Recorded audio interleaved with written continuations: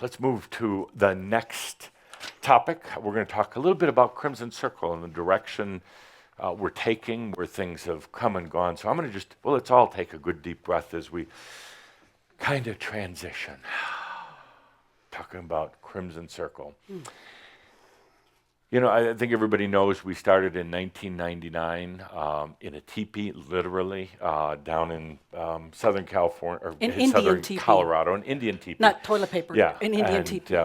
We'd been doing a few channels before then, but we kind of marked that on August 21st, 1999, as the official start, because after that we did channels on a regular basis and everything kind of coalesced. We moved out of our living room shortly after that, moved to beautiful Coal Creek Canyon Community Center, where we spent a lot of years, had a lot of great memories. And those early years were, with Tobias, were really the time of awakening for a lot of us and reuniting with each other. To this day, I don't know how it happened because we didn't plan it. We didn't think about it. Linda and I were both kind of doing other things, had other careers, and Crimson Circle just started growing. Created itself, literally. And we just allowed it to happen. Yeah, we had a website, but we didn't know much about websites at the time like we do now.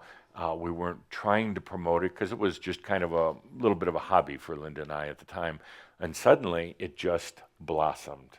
Shaumbra went viral. It really did, and it went worldwide, which really amazed Linda and I, because the only language we speak is English. Linda's learned swear words in Spanish and a few other things, thanks to some of you.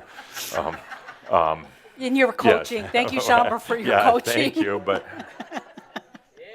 it went international very, very quickly, and Linda and I suddenly found ourselves traveling around the world, and what we noticed right away was the kind of the consistency with Shaumbra, the thing that makes Shaumbra, and whether we were in Japan or Germany or Brazil or any place else, there was this amazing kind of similar desire, and it was like no matter where we went with Shaumbra, we know each other. There's a look in the eyes, even when you stand out. It's just stunning. That's why I love when Jean does the Face of Shaumbra videos. You can just see it in the eyes, and but there was such a similar desire, and we kind of grouped, with the whole Tobias energy, and it was very beautiful. But I realized that we'd all made a commitment. We'd probably all been together at one time or the other, whether it was Atlantis or Egypt or in the time of Yeshua. But we said, we're coming back. We didn't know the date or the year or how, but we said, we're coming back and we're going to do this thing, whatever it is, we're going to do it. And that really brought things together. So often now, people that are just getting into spiritual teaching or channeling will come to Linda and I and say, so how did you guys do it? What do I need to do? And it's like, I don't know. It just happened, which I think is the best way. We didn't do it, we allowed it. Yeah, we allowed it, and that's a good way to put it. And I think it was because of all of our desire for this thing we now call embodied enlightenment. I think it's really moved fast. It grew so fast. Actually, that's been the challenge. It hasn't been to do it. It hasn't been to create it or make it happen. It's been to keep up with it. Yeah. And back in the early days, Susie was helping. I think was kind of part-time. Oh my God, she did everything. Michelle was doing the website and things, but she had another full-time job. She was volunteering, and it just started to grow so fast. John Kaderka was a volunteer. John was handling the electronics, and so many of you were part of that early stage, and it just blossomed. And David, helping out with everything, it was amazing. Linda and I literally had to scramble along with the rest of the staff to keep up with it. That was truly the problem, and to try to comprehend what was really going on. Well, it was quite a huge change when Tobias left. That was a really big change, and I remember a lot of people right up until 2 minutes before Tobias went on stage, people were saying, "Is he really leaving, or is this kind of like a setup?" And I'm like, "No, he is really leaving." We didn't know what was going to happen next, and those first couple of months with Adamus were pretty rocky for all of us, particularly for Edith and myself. They were really rocky because we were used to a style with Tobias, and Adamas came in very, very different. A lot of people left. A lot of people that we had known for a long time that were part of the Crimson Circle, they didn't like the style. And I actually have to admit that I didn't particularly like it either. But consider the dramatic change that even up until that point, when you had always channeled closed-eyed, and it was even before Tobias left, the Adamas channels that you did do were closed-eyed, Yeah. like the Dreamwalk Yeah. and stuff like that. So this was incredibly different because everyone was invited to be present. There's that eye to eye, that face to face, and you Yeah. don't just drift off. You are present, and that was a dramatic shift. Dramatic. And Adamas insists that everybody be very present. And he uses a variety of antics, I'm going to call them, everything from being very provocative, sometimes entertaining and Oh, amusing. like blasting a giant glass vase, Things like that.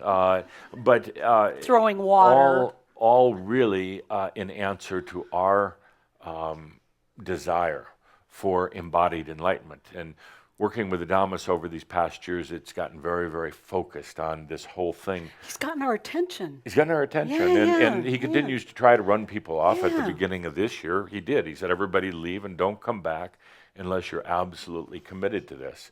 And energetically, it was a huge turning point. Huge. And this year has kind of shown it. So a lot of changes. But what's happened over the years is that Crimson Circle, through the staff, through all of you, and Linda and I, we've maintained very high standards of what we do.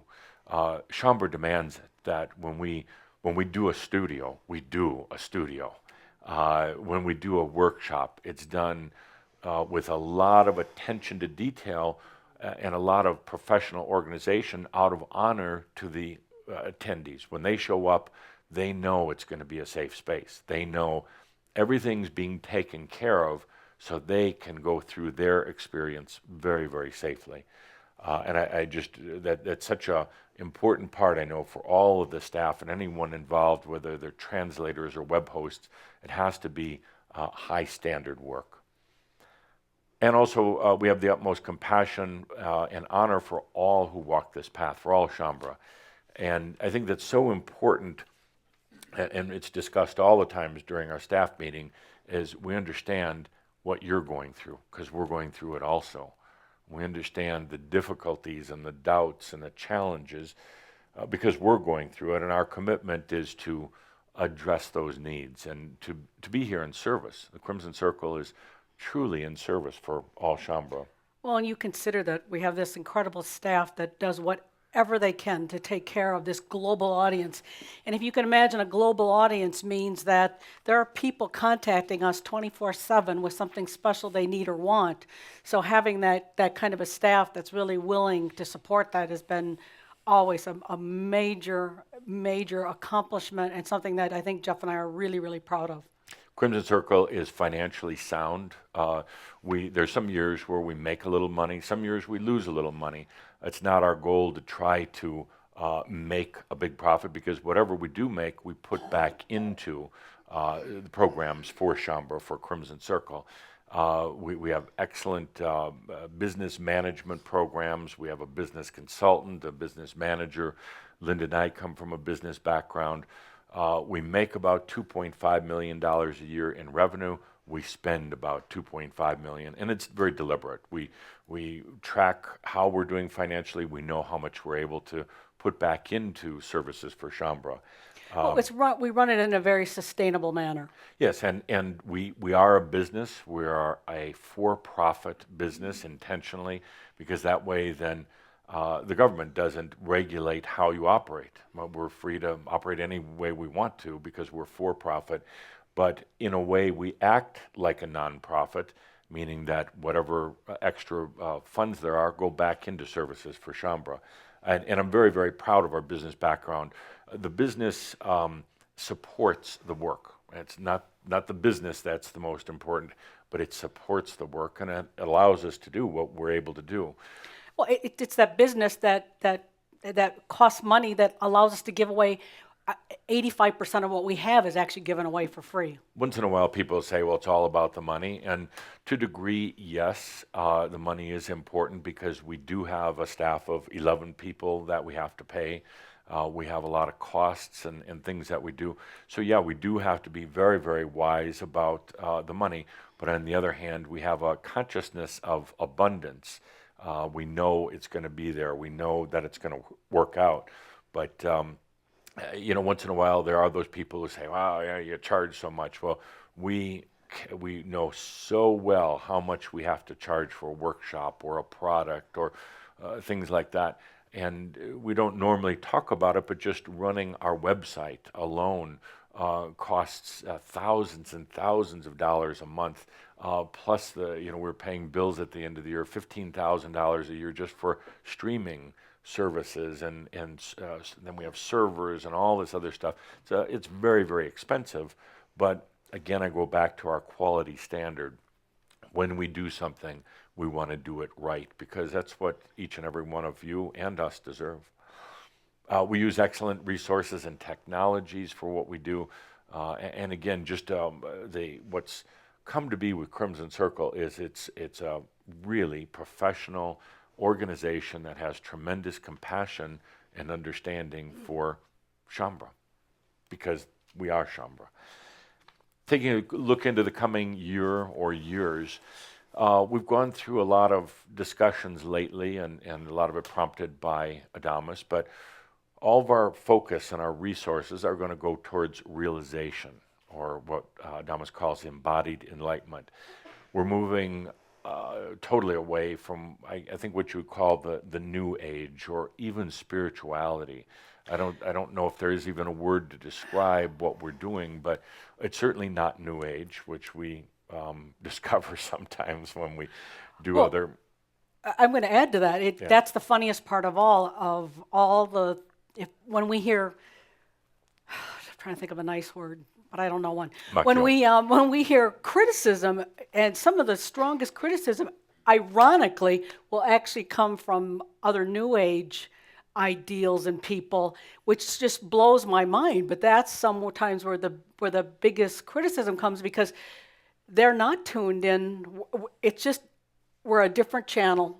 We're wired different, and the more time goes on, I don't realize it so much until we start interacting outside of what we do with other people and other groups, and then it's like, oh my God, it is different.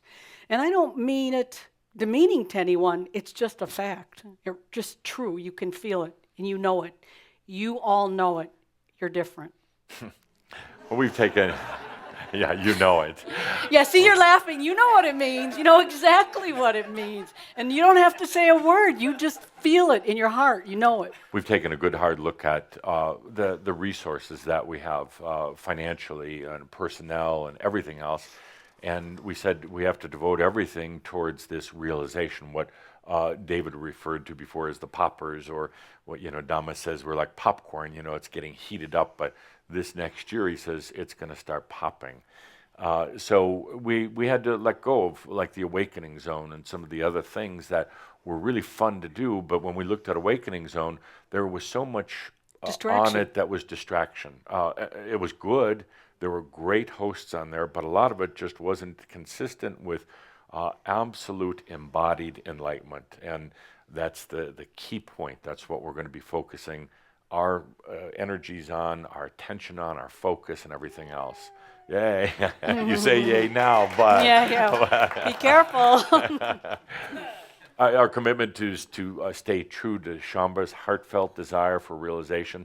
As you know, it's very easy to get distracted, and I get distracted, and Linda and staff members, we kind of cross-check each other all the time, saying, is that really in focus with embodied enlightenment, or is it just a nice distraction? Oh, some of those distractions are so wonderful and so comforting, but we realize we have to stay true to the very reason why you're here, why all of you are here on the planet right now, is for realization, for embodied enlightenment. So there's going to be a lot of things that we aren't going to do, we can't do. We get a lot of requests from Shaumbra. Let's try this project or that. We have to look at it and say it could be fun, it could be profitable, but if it's not in alignment with the realization, we just can't devote any resources to it. The studio here is a great example of what does work, what is in focus. It allows us to do a variety of events and webcasts and different things and connect very, very quickly. We opened the studio about 6 months ago, and I love the place. It's our home, but we can also come here at any moment and do recordings or workshops and connections around the world. So something like this is very focused. You can feel that. I know you can feel that. And a big point here is that we respect that Crimson Circle is not for everyone. We don't try to go out and recruit. We never have done that type of thing. We don't ask you to get on your bicycles and go knocking on doors, even in Boulder, which You just had to go there. but there's no recruiting. The people who find Crimson Circle, find Shaumbra, do it energetically. We're not even, there's a lot of people out there doing spiritual work where they have to save you. You need their technique to save you. They're as Adamus like to say, they're makyo, they're healing waters and oils, and that's just not where we're focused. It's all about each of us being self-empowered and really us organizing our journey. If I get a massage, it's because I want a massage and I know what it's going to do for me, not because they're going to heal me or save me or whatever. There's a lot of spiritual groups out there, and it's very important that we honor and respect them for what they're doing. But it's also very important to realize that we're not going to serve everyone. We're not a kind of a catch-all New Age organization. Very, very specific, and Adamus said it best about a year and a half ago. He said, I don't care if it's just five people. So I don't know why the number 5, but I don't care if it's just 5. I think he was that clear about I think it's because all that's that how mattered. many fingers were on my hand, and it was rather convenient for him to say 5. So does that mean we won't be doing any Atlantean, Lemurian, changing, serving, saving the world? No. And once in a while people are like, well, let's go open portals, or let's go do saving the dolphins. And it's like, actually it's kind of fun to do that. But I also realize it can be a great distraction. So you will be in service to Shaumbra, and always use this as a guideline for when we're making decisions and managing the company, that it's about our realization. And that this coming year, I think we're really going to see that starting to come to fruition. And that's good news and difficult news. I know Adamus has been talking to me saying one of the things that we have to be prepared for as an organization is to handle the challenges of what it's like to be a true master, to be enlightened, and to still be in this world. And I know every one of you has had at least a little bit of taste of that, what it's like to look at the news and deal with going out shopping and dealing with Jeff, this. you can't even handle Costco. I can handle Costco on Tuesday morning at 11 o'clock. I happened to go the other day right before the holidays. Oh my God. And everybody's sampling food. Get out of my way. Eat at home. Don't go to the store to eat. Horrid Anyway, woman we'll rammed him in the back with the cart. Oh my I God. got stroller burns twice. I'm about, boom. It's, jeez. Like you, we are personally here for realization. Linda and myself, the staff, would never stand on a pedestal and say that we're fully enlightened, because we know we're going through it with all of you, and that's the true joy. That's the absolute true joy. If Linda and I are teachers, you're teachers as well, and vice versa. So we're kind of in this together, and that's what I love about it. It's my favorite.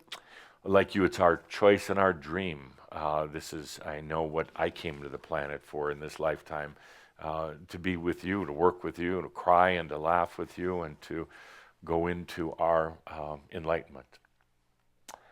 So now comes the time for realization. As Adamus keeps telling us, this is it. There's no more going back. There's no more wavering. There's no more sitting on the fence, one foot in and one foot out, saying, I'm not sure if I want to do it. This is really the time of realization.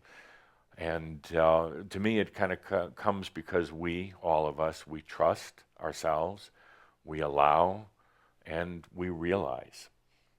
That's really what it comes down to. And I want to add one more thing before we go on break. And this actually was written by Alam Bolea and presented to the staff. And we didn't do anything with it for a little while, but it seems so appropriate to bring it out now. The Crimson Circle Creed. It's a little wordy, but I'll try to read fast. It says, "The Crimson Circle acknowledges the inalienable sovereign spirit of the individual. We realize that humanity has entered a period of expanded consciousness.